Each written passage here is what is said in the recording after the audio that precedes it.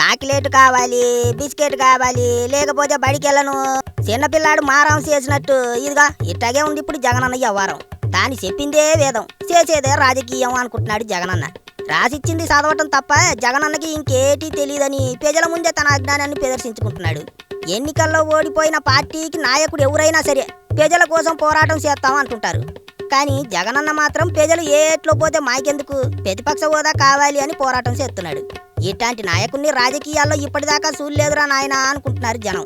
ఏటంటాడు, గతంలో చంద్రబాబు గారికి జగనన్నే ఇచ్చాడట ప్రతిపక్ష హోదా. అసలు జగనన్నెవరు ప్రతిపక్ష హోదా ఇవ్వటానికి? ప్రజలు ఇస్తారు. జగనన్నకి ప్రతిపక్ష హోదా కావాలంటే వెళ్ళి ప్రజలను అడుక్కోవాలి. మళ్ళీ ప్రజల్లో రాజకీయం చేసి వాళ్ళ కాళ్ళ వేళ్ళబడి క్షమించమని అడగాలి. అంతేకాని గొట్టాల ముందు కూకుని బిల్డప్లు ఇస్తే ఎట్టాగో ఏటో మరి. జనం కొట్టిన దెబ్బకు చిన్న మెదడు సిటికిందో ఏటో మరి. గాని ముఖ్యమంత్రిని ఉప ముఖ్యమంత్రిని అట్టుకుని ఎట్టా పడితే అట్టా మాట్లాడుతున్నాడు. అహంకారంతో రెచ్చిపోతున్నాడు. తనకు తానే రాజకీయ సమాధి కట్టుకుంటున్నాడు జగనన్న. పైగా ఎక్కడికెళ్ళినా మా ఓటర్లు వేరే ఉన్నారు, వాళ్ళు ఇప్పుడు సైలెంట్ గా ఉన్నారు అని కామెడీ చేస్తున్నారు. జనం సిత్తుగా ఓడించినా సరే జగనన్న ఒప్పుకోవటం లేదు. అంతా తిక్కలో సంత.